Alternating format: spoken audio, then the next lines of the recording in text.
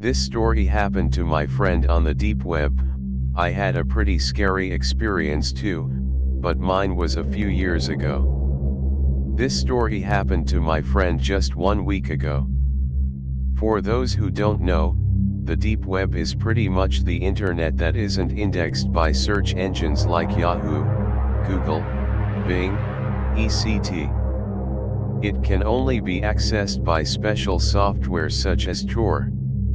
To give you some context, this is the friend that showed me how to get onto the deep web. He has always been really fascinated with it, but after my horror story experience with deep web hackers, he pretty much took a long break. He didn't resume using the deep web until about a year after my story, but he didn't tell anyone. He would buy stolen Apple products, drugs, etc. About a week or two ago, he was buying some cocaine. It wasn't from the seller he normally buys from though. But it was really cheap, so he gave the seller his address and a fake email he used so they could stay in contact until the deal was done. He wasn't too worried. This guy seemed professional, and it was the same procedure for most of his purchases. My friend told him to ship it in a movie case or something that his mom wouldn't expect to have drugs in. This was probably his biggest mistake. He let the man know he was just a teenager, but my friend isn't the most careful of people. A few days later, his mom walks in the house and hands my friend a movie that he had ordered online. He took it, and opened it up. But inside, there wasn't any cocaine, just a piece of folded up paper.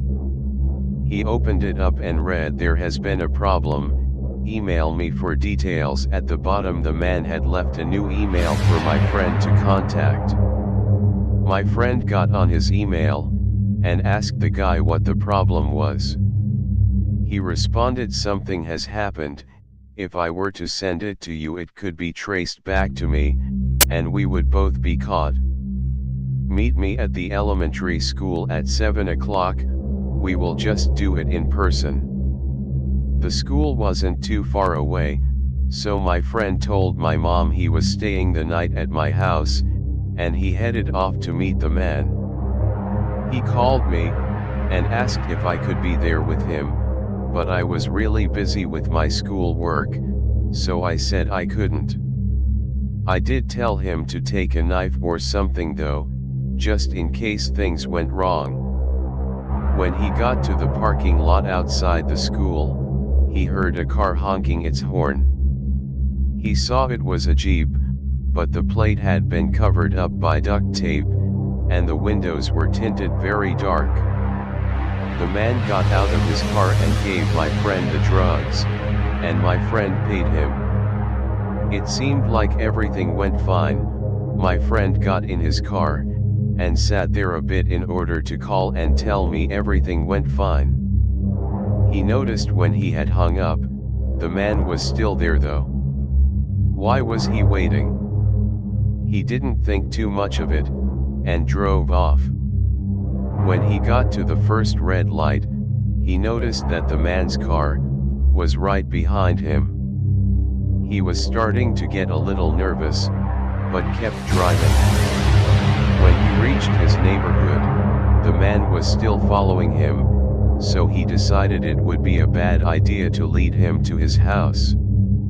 He instead turned into the next neighborhood, and took a whole bunch of random turns, hoping to lose the man. Eventually, he no longer saw the car, so he pulled the car into his garage, and called it a day.